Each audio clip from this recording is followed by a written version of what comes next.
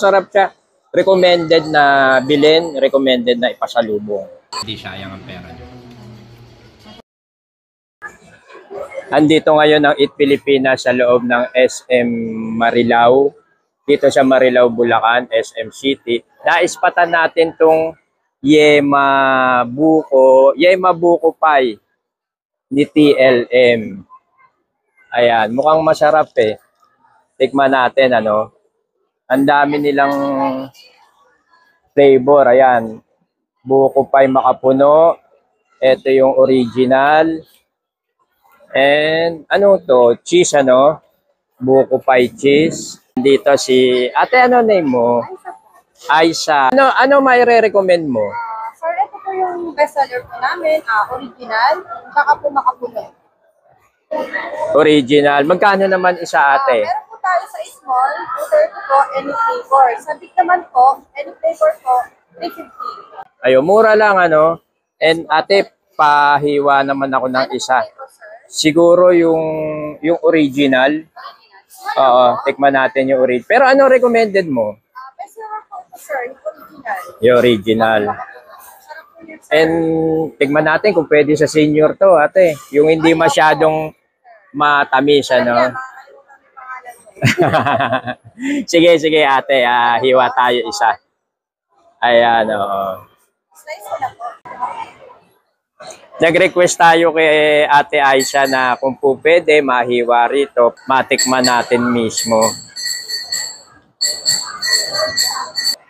Ayan, inihiwa pa lang, mukhang masarap na eh. Tikman na po ba, sir? Oo, titikman ko rin eh. Ayan, nagpahiwa tayo ng isang slice kay Ate Aisha. Titikman natin kung ano lasa, kung po pwede ba siya sa senior. Ang sarap. Masarap. Ayan, makikita nyo, no? Yung laman niya, buko agad, yung makikita nyo. Tapos, para dun sa mga senior, hindi siya masyadong matamis. Pwedeng kainin. Pero masarap siya. Recommended na bilhin, recommended na ipasalubong. Sarap. Ate, pa-order pa ako na isa. Ano pa, isang mayano nyo? Makapuno. Sige, isang makapuno pa. Papasalubong ko sa amin. Yes, sir. Freshly baked. Yung kanyang tinapay, ano, hindi siya yung manipis, ano, malambot yung tinapay niya.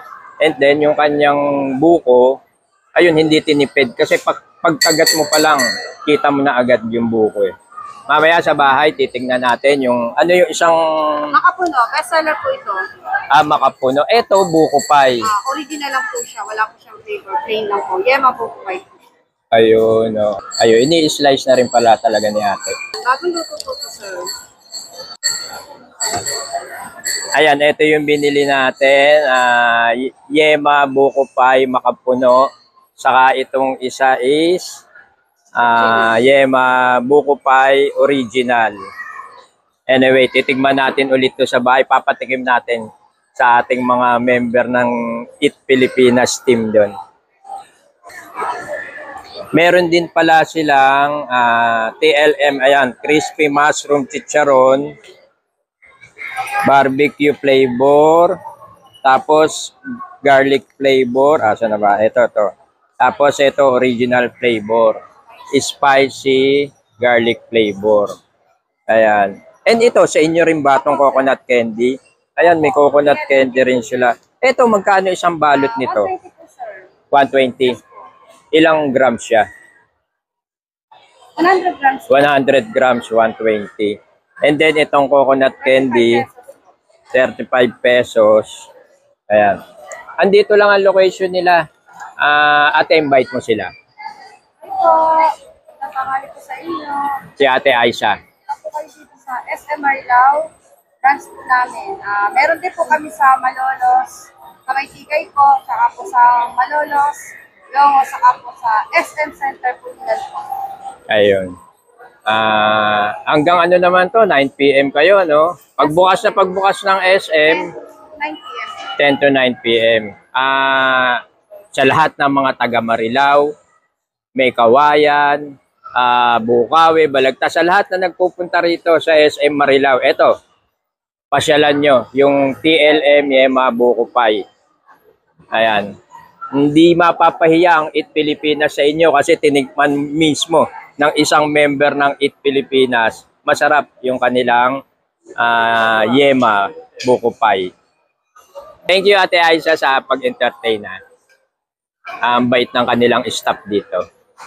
Masarap na yung buko pie, mabait pa yung staff. Thank you, thank you.